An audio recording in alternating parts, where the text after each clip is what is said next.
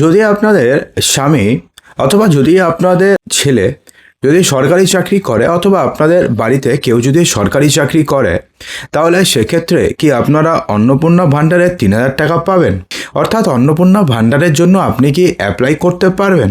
অথবা যদি আপনারা আগে লক্ষ্মীর ভাণ্ডারের টাকা পান, তাহলে সেক্ষেত্রে কি অন্নপূর্ণা ভাণ্ডারের টাকাও কি আপনি পেয়ে যাবেন? এছাড়া ধরুন যে অ্যাকাউন্টে আপনি লক্ষ্মীর ভাণ্ডারের টাকা পেতেন, সেই অ্যাকাউন্টে ধরুন ডিবিটি লিঙ্ক করা নেই।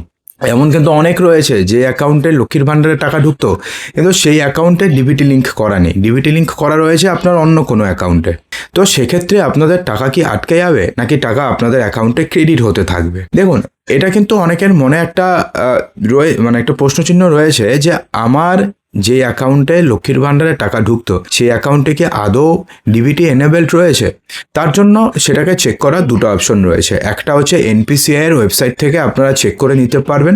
কিভাবে চেক করতে হয় তার ডিটেলড ভিডিও আমরা করেছি, ভিডিওর লিঙ্ক এই ভিডিওর ডেসক্রিপশন বক্সে দিয়ে দেবো, সেখান থেকে চেক করে নিতে পারবেন। তো সেখান থেকে আপনারা চেক করে নিতে পারবেন যে আপনাদের আদৌ যেই ব্যাংকে আপনাদের লক্ষ্মীর ভাণ্ডারের টাকা ঢোকে সেই ব্যাংকের সাথে ডিবিটি লিঙ্ক আছে নাকি অন্য ব্যাংকে আছে। যদি অন্য ব্যাংকে থাকে তাহলে এতদিন কিন্তু কোনো সমস্যা হয়নি, আপনাদের ওই অ্যাকাউন্টেই লক্ষ্মীর ভাণ্ডারের টাকা ঢুকেছে। কিন্তু এই যে অন্নপূর্ণা ভাণ্ডারের টাকা ঢুকবে সেটা কিন্তু বিজেপি সরকারের, অর্থাৎ সেক্ষেত্রে ডিবিটিটাকে কিন্তু ম্যাক্সিমাম জোর দেওয়া হয়েছে। অর্থাৎ যে অ্যাকাউন্টে আপনাদের ডিবিটি লিঙ্ক করা রয়েছে টাকা কিন্তু সেই অ্যাকাউন্টেই ঢুকবে, আপনি যে অ্যাকাউন্ট নম্বরই দিন না কেন বা যে অ্যাকাউন্টে আপনাদের লক্ষ্মীর ভাণ্ডারের টাকাই ঢুকুক না কেন, ডিবিটি লিঙ্ক যেই অ্যাকাউন্টে রয়েছে সেই অ্যাকাউন্টে আপনাদের টাকা ঢুকবে। তো এখন প্রশ্নটি হচ্ছে, আপনাদের লক্ষ্মীর ভাণ্ডার যে অ্যাকাউন্টে রয়েছে সেই অ্যাকাউন্টে তো আপনাদের ডিবিটি লিঙ্ক ধরুন নেই, ধরে নিলাম নেই, থাকলে পরে তো কোনো সমস্যা নেই, আপনার কিছু করার দরকার নেই, এনপিসিআই থেকে দেখে নেবেন। যদি দেখেন যে অ্যাকাউন্ট আপনাদের লক্ষ্মীর ভাণ্ডারে ছিল সেই অ্যাকাউন্টে আপনাদের ডিবিটি লিঙ্ক রয়েছে, তাহলে তো কোনো সমস্যা নেই। আর যদি এমনটা হয় যে আচ্ছা, দেখারও কিন্তু দুটো রাস্তা আছে, একটা হচ্ছে আপনি ওখানে দেখতে পারেন, আরেকটা হচ্ছে আপনি ব্যাংকে যেতে পারেন, ব্যাংকের ব্রাঞ্চে গিয়ে জিজ্ঞেস করবেন যে এখানে ডিবিটি লিঙ্ক আছে নাকি। যদি ডিবিটি লিঙ্ক থাকে তাহলে বলে দেবে। এখন প্রশ্নটা হচ্ছে যদি না থাকে তখন কি করবেন? তখনও আপনাদের কাছে দুটো অপশন রয়েছে। এক নম্বর অপশন রয়েছে যে আপনি যেই ব্যাংকে আপনি ডিবিটি লিঙ্ক করাতে চাইছেন, অর্থাৎ যে অ্যাকাউন্ট নাম্বার আপনার লক্ষ্মীর ভাণ্ডারের সাথে কানেক্টেড আছে সেই অ্যাকাউন্টে ধরুন আপনি ডিবিটি লিঙ্ক করাতে চাইছেন, তার জন্য আপনাদের দুটো অপশন রয়েছে। একটা হচ্ছে যে অ্যাকাউন্টে আপনাদের ডিবিটি লিঙ্ক হয়ে আছে সেখানে একটা অ্যাপ্লিকেশন দিয়ে ডিবিটি লিঙ্ক প্রথমে ক্যান্সেল করা, এবং তারপরে আরেকটা অ্যাপ্লিকেশন দিয়ে যেখানে আপনি করাতে চাইছেন সেখানে ডিবিটি লিঙ্ক করানো। এটা তো ম্যানুয়ালি, অর্থাৎ আপনাকে নিজে গিয়ে করতে হবে। আরেকটা রয়েছে এনপিসিআই এর ওয়েবসাইট থেকে, সেখানে একটা রয়েছে আপনি সেখান থেকে আধার প্রথমে ডিসিডিং করাবেন, ডিসিডিং হয়ে গেল, তারপরে যে অ্যাকাউন্টের সাথে আপনি করাতে চাইছেন সেটাকে আপনি সিডিং করাবেন, সেটা হয়ে গেল। আরেকটা করা যায় যে ধরুন কোনো ধরনের অ্যাকাউন্টের সাথে আপনাদের ডিবিটি লিঙ্ক নেই, ডিবিটি লিঙ্ক আপনি কোনোদিনও করেননি, ছিলই না, তো সেক্ষেত্রে কি করবেন, নিউ সিডিং বলে ফ্রেশ সিডিং বলে করে দেবেন। তাহলে পরে আপনাদের যে অ্যাকাউন্টের সাথে আপনি ডিবিটি লিঙ্ক করতে চাইছেন সেই অ্যাকাউন্টের সাথে আপনাদের ডিবিটি লিঙ্ক হয়ে যাবে। এখন গেল সেকেন্ড স্টেজ, যে ধরুন একটা ব্যাংকের একটা অ্যাকাউন্টে আপনাদের ডিবিটি লিঙ্ক রয়েছে, কিন্তু আপনি চাইছেন যে না ওই অ্যাকাউন্টে না, আমি অন্য অ্যাকাউন্টের সাথে ডিবিটি লিঙ্ক করাবো। তো সেক্ষেত্রেও অপশন রয়েছে, সেকেন্ড অপশনে আপনাকে ক্লিক করতে হবে। এবং ধরুন এমনটা মনে হলো না আমি এই ব্যাংকেই করতে চাইছি না, কারণটা আমার লক্ষ্মীর ভাণ্ডারের টাকা ঢুকে অন্য ব্যাংকের অ্যাকাউন্টে, তাহলে সেটাও অপশন রয়েছে। কি কি অপশন এটাও কিন্তু ডিটেলসে বলা রয়েছে, ভিডিওর লিঙ্ক ডিসক্রিপশন বক্সে থাকবে, সেখান থেকে একবার দেখে নেবেন, তাহলে আপনারা সমস্ত কিছু ক্লিয়ার হয়ে যাবেন। অর্থাৎ সেক্ষেত্রে যদি আপনাদের ডিবিটি লিঙ্ক করা না থাকে তাহলে কিন্তু আপনাদের অ্যাকাউন্টে টাকা ঢুকবে না। এটা কিন্তু আপনারা মাথায় নিয়ে রাখুন যে ডিবিটি লিঙ্ক করা না থাকলে আপনি যেই অ্যাকাউন্ট নম্বরে এতদিন পর্যন্ত লক্ষ্মীর ভাণ্ডারের টাকা পান না কেন, আপনাদের অ্যাকাউন্টে 1 টাকাও ঢুকবে না।